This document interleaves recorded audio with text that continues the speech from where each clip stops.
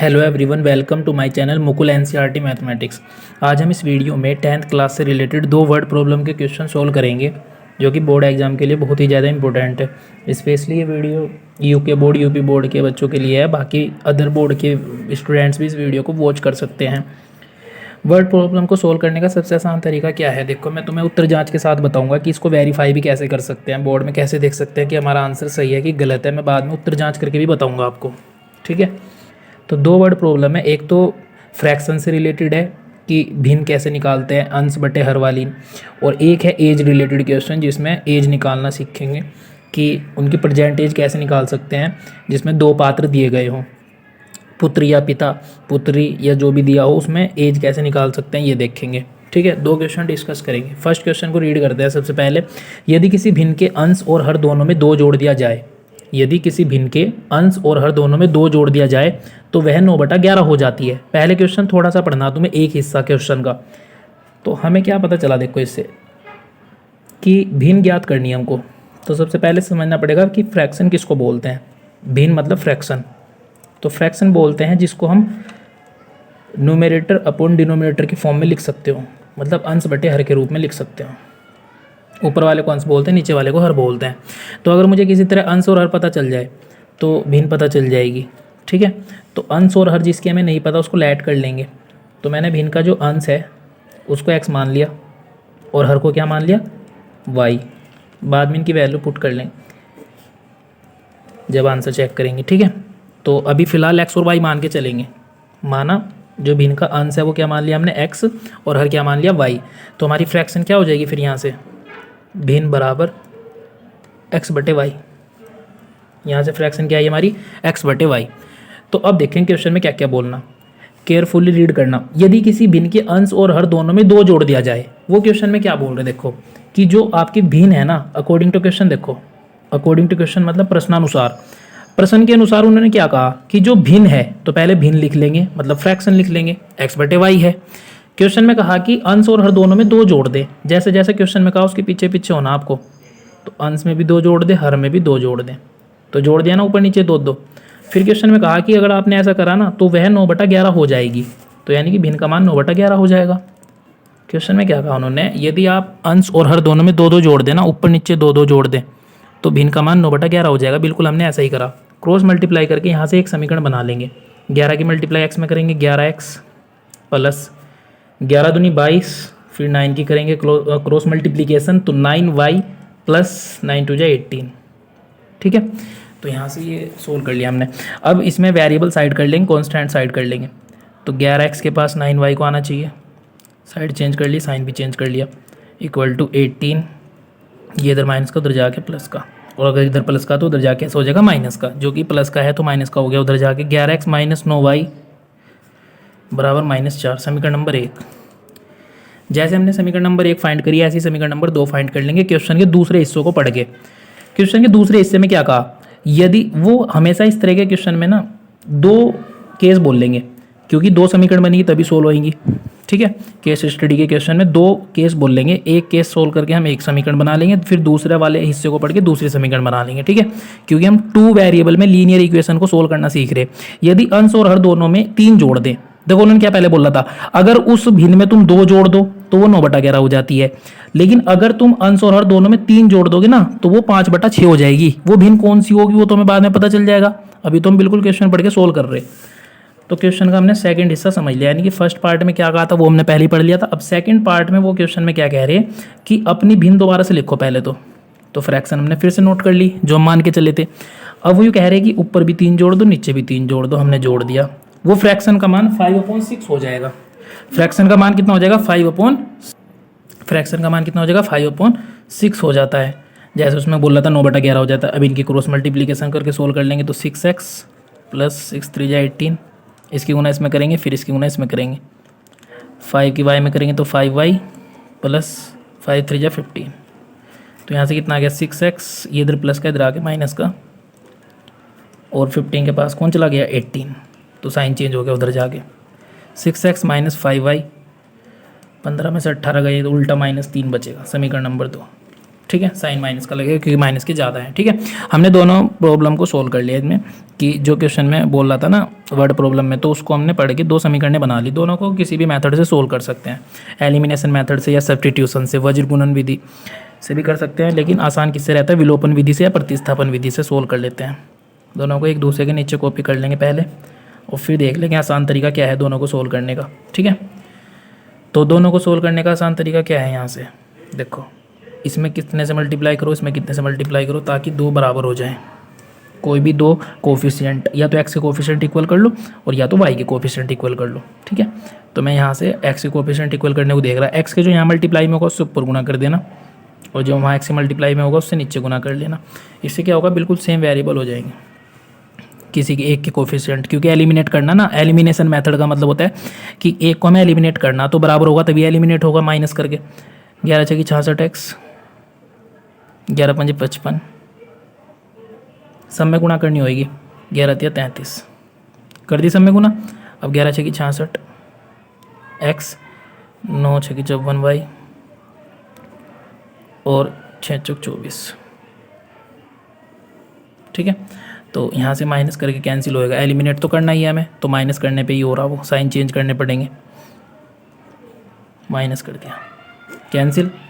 55 y में से 54 y गई तो माइनस के y बचेंगे, माइनस 55 y में से प्लस के 54 y गए तो माइनस y बचे। माइनस 33 में से 24 गए तो 13 में से 4 गए, यहाँ पे घटा लो, देखो 13 में से 4 गए।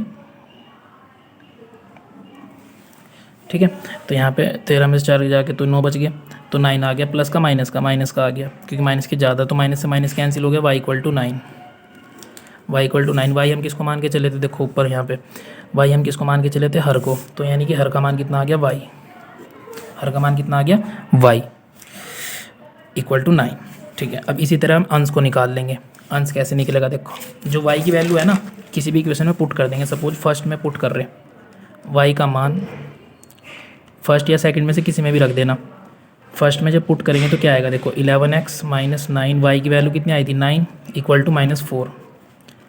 11x माइनस 9 में 81 बराबर -4, तो 11x बराबर -4, इधर माइनस के इधर आके प्लस का हो गया, कितना हो गया 11x इक्वल टू 77, 11 सते 77, x की वैल्यू कितनी आई 7। सिंपल मैथमेटिक्स सोल्व कर लिया। ठीक है, तो यहाँ से अंश भी पता चल गया, अंश पता चल गया, और हर हमने पहले निकाल रखा y इक्वल टू 9।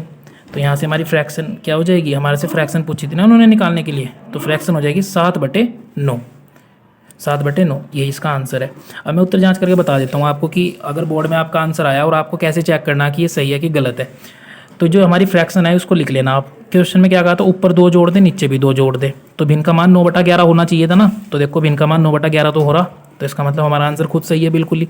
यानी कि हमारा जो आंसर आया ना उससे हम चेक करेंगे कि गिवन कंडीशन सही बैठी या नहीं, तो बिल्कुल सही बैठ रही। अब दूसरी उत्तर जांच देखेंगे, देखो बाद में इन्होंने क्वेश्चन में क्या कहा था कि जो हमारी भिन्न है ना, भिन्न, तो भिन्न हमारी 7/9 आई, उसमें ऊपर नीचे 3 जोड़ दो, तो 3 जोड़ेंगे तो कितना आएगा, देखो 7 3 10, 9 3 12, 2 से कैंसिल करेंगे, 2 5 2 6 12, 5/6 आ रहा मान, 5/6। तो क्वेश्चन में भी तो 5/6 बोल रहा था, देखो आप क्वेश्चन को पढ़ के देख सकते हो, बिल्कुल यही बोल रहा था 5/6 हो जाती है। तो इसका मतलब हमारा आंसर बिल्कुल सही है, क्योंकि हमने अपना आंसर चेक भी कर लिया। ठीक है, तो करते हैं अगला क्वेश्चन। अब क्वेश्चन में देखो क्या बोला है यहाँ पे, एज रिलेटेड क्वेश्चन है अभी यहाँ पे, ये 5 वर्ष बाद क्वेश्चन में क्या बोला, देखो यहाँ से 5 वर्ष बाद जैकब की उम्र उसके पुत्र की उम्र से 3 गुनी हो जाएगी।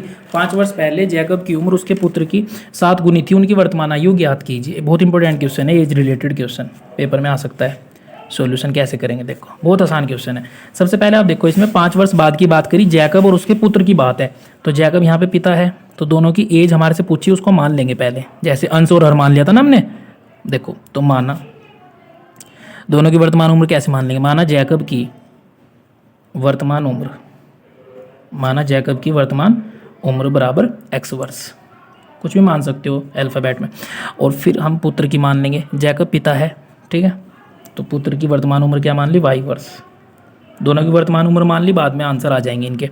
अब क्वेश्चन में जैसे जैसे कहेंगे वैसे वैसे करना हमें। 5 वर्ष बाद, तो 5 वर्ष बाद की कंडीशन देखो पहले आप, 5 वर्ष बाद, तो मुझे तुम बताओ, किसी की आज उम्र मान लो 10 साल है, तो 5 साल बाद कितनी होगी 15, तो जोड़ के पता चलेगा ना बाद की उम्र। तो पुत्र और पिता की उम्र 5 साल बाद की कितनी कितनी हो जाएगी, ध्यान से देखो। पुत्र की उम्र y वर्ष थी, तो 5 साल बाद कितनी हो जाएगी, y प्लस 5 वर्ष। और पिता की उम्र कितनी थी, वर्तमान x, तो 5 साल बाद कितनी हो जाएगी, x प्लस 5 वर्ष। इस तरह से हो जाएगा, ठीक है। तो अब हम देखेंगे यहाँ पे क्वेश्चन में गिवन क्या है। क्वेश्चन में बोला 5 वर्ष बाद जैकब की उम्र उसके पुत्र की उम्र से 3 गुनी हो जाएगी। अब तुलना कर रहे हैं ना, तो अकॉर्डिंग टू क्वेश्चन हम भी कंपैरिजन कर लेते हैं दोनों का।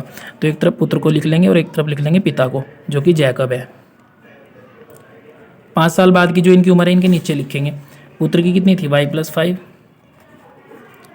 और जैकब की कितनी, मतलब पिता x प्लस 5। तो देखो 5 साल बाद जो पिता की उम्र है ना 3 गुनी हो जाएगी, तो पिता की उम्र 3 गुनी हो जाएगी, तो बराबर करने के लिए पुत्र की 3 गुनी कर लो। हमने बीच में बराबर का चिन्ह लगा रखा। क्वेश्चन में बोला कि जैकब की उम्र 3 गुनी हो जाएगी 5 साल बाद, तो ये तो 3 गुनी हो ही जाएगी। बराबर करने के लिए इधर 3 से गुना करेंगे ना। जैसे कि सपोज यहाँ पे देखो तुम, जैसे कि मैं क्वेश्चन में तुम्हें ये कह रहा कि ये 30 है, ये 10 है, तो क्वेश्चन में कहा कि ये 3 गुना है, तो बराबर करने के लिए 3 से गुना इधर करोगे तभी तो बैलेंस होगा। तो इसलिए मैंने 3 से गुना करके बैलेंस कर लिया। अब मल्टीप्लाई कर लो अंदर, 3y, 3 5 जा 15, 3 5 जा 15 इक्वल टू x प्लस 5। तो यहाँ से क्या आ जाएगा, 3y प्लस 15, और ये इधर प्लस का x इधर आगे माइनस का हो जाएगा, और 5 के पास 15 को भेज देंगे। फिर तो सोल्व करना बस, 3y minus x equal to -10, समीकरण नंबर 1, ठीक है। तो पहली कंडीशन को पढ़ के हमने एक समीकरण बना ली। अब ऐसे हम दूसरी कंडीशन को पढ़ेंगे तो दूसरी समीकरण भी बन जाएगी ऐसे ही, ठीक है। देखो कैसे। अब दूसरी कंडीशन में क्या बोला इन्होंने, 5 वर्ष बाद के बाद देखो क्या बोला है। यहाँ से मैंने बोला था ना क्वेश्चन का एक एक हिस्सा पढ़ के एक एक समीकरण बनेगी। 5 वर्ष पहले, तो जैसे 5 वर्ष बाद बोला था ना इन्होंने, अब 5 वर्ष पहले की बात करी, तो 5 वर्ष पहले देखो ध्यान से, 5 वर्ष पहले, तो देखो 5 वर्ष पहले पुत्र की उम्र कितनी रही होगी। पुत्र की उम्र देखो आज कितनी है, y, तो 5 साल पहले y माइनस 5 रही होगी। पहले के लिए घटाएंगे ना, आज किसी की उम्र 10 साल है, तो 3 साल पहले 7 होगी ना, घटा के पता चलेगा पहले की उम्र। इसी तरह पिता की उम्र, पिता मतलब जैकब, कितनी हो जाएगी, x माइनस 5। बाद के लिए जोड़ना, पहले के लिए घटाना, ठीक है। वापस से कंपैरिजन कर देंगे क्योंकि क्वेश्चन में फिर से तुलना कर रखी। तो एक तरफ लिखेंगे पुत्र, एक तरफ पिता। 5 साल पहले की उम्र, देखो पिता की उम्र ये है 5 साल पहले की, पुत्र की y माइनस 5 है। कंपैरिजन करने के लिए क्वेश्चन में कहा क्योंकि, ठीक है। तो कंपैरिजन कैसे करेंगे, देखो क्वेश्चन में क्या कहा कि 7 गुनी थी जैकब की उम्र, मतलब पिता की उम्र 7 गुनी थी अपने पुत्र की उम्र से, तो पुत्र की उम्र में 7 से गुणा कर देंगे। जाहिर सी बात है पिता की उम्र ही ज़्यादा होगी, तो हमेशा मल्टीप्लाई किस में करेंगे, पुत्र की उम्र में ही करेंगे बराबर करने के लिए, ठीक है। तो यहाँ से जो ये समीकरण है इसको सोल्व कर लेंगे। देखो यहाँ पे कर लेते हैं solve. x minus 5 equal to 7y minus, देखो 7 की मल्टीप्लाई करेंगे 7y और 7 पंजे 35, ठीक है। तो x ये इधर प्लस का इधर आके माइनस का, -35 के पास ये जाएगा तो माइनस हो जाएगा, बचेगा माइनस की 30, समीकरण नंबर 2। दोनों समीकरण हमने यहाँ से बना ली। अब दोनों समीकरण को हम एलिमिनेशन मेथड से सोल्व करके आंसर बता देंगे कि पुत्र की उम्र कितनी थी और पिता की उम्र कितनी थी, ठीक है। तो ध्यान दो, दूसरी समीकरण आ गई। पहली समीकरण हमारी ऊपर आ रखी 3y माइनस एक्स, उसको इसके नीचे कॉपी कर लेते हैं। 3y minus x equal to -10, समीकरण नंबर 1। अब दोनों समीकरण को सोल्व कर लेंगे, ठीक है। दोनों समीकरण को सोल्व करने का तरीका क्या है, देखो जो दूसरे वाली समीकरण है ना, इसको मैं थोड़ा आगे पीछे करके लिख देता हूँ। x के नीचे x लिख देता हूँ, y के नीचे y, मतलब किसी में गुणा भाग करने की जरूरत नहीं पड़ी। दूसरी समीकरण को मैंने थोड़ा सा एडजस्ट करके लिख दिया, ठीक है। तो देखो प्लस माइनस कैंसिल हो जाएंगे ये।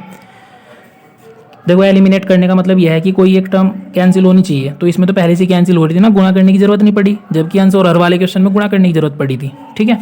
तो आगे देखो, अब इसमें -7y में से 3y गए, कितना बचा, -4y।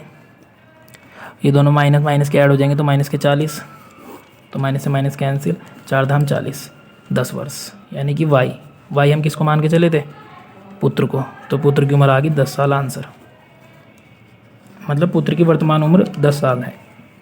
पुत्र की वर्तमान उम्र कितनी है, 10 साल, ठीक है। पिता की चेक करनी है, तो पिता की वर्तमान उम्र अगर हमें देखनी है तो उसको कैसे करेंगे, देखो ध्यान दो। यहाँ पे पिता की उम्र हमने y मान रखी थी या x मान रखी थी, तो इसकी वैल्यू पुट कर देंगे किसी भी इक्वेशन में। जैसे कि देखो हमारे पास इक्वेशन बहुत सारी हैं, ऊपर 2 इक्वेशन तो है, -30, इसमें पुट कर लेते हैं y की वैल्यू सब्सटीट्यूट करो। देखो आप यहाँ पे 10 -30, तो x इक्वल टू कितना हो जाएगा, देखो माइनस के 10 से 70, माइनस के 30,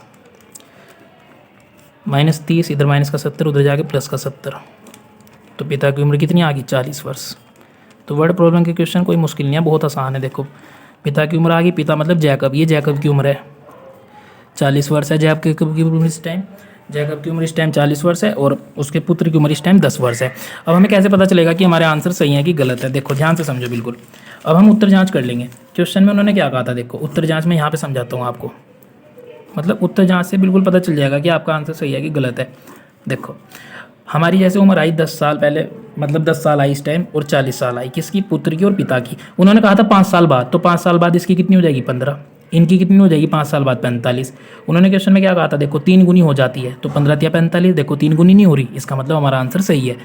क्वेश्चन की जो गिवन कंडीशन वो सेटिस्फाई हो रही ना, इसलिए हमारा आंसर सही है। अब देखो उन्होंने क्या बोला था, 5 साल पहले, 5 साल पहले 5 साल रही होगी उम्र, 5 साल पहले इनकी 35 रही होगी, तो 7 गुनी आयु के थे पिता यानी कि जैकब, तो देखो 5 से थे 35, 7 गुनी आयु के तो थे ही। तो न केवल आसानी से अपना क्वेश्चन सोल्व कर सकते हो आप, बल्कि आप आंसर चेक भी कर सकते हो। Thank you for watching this video.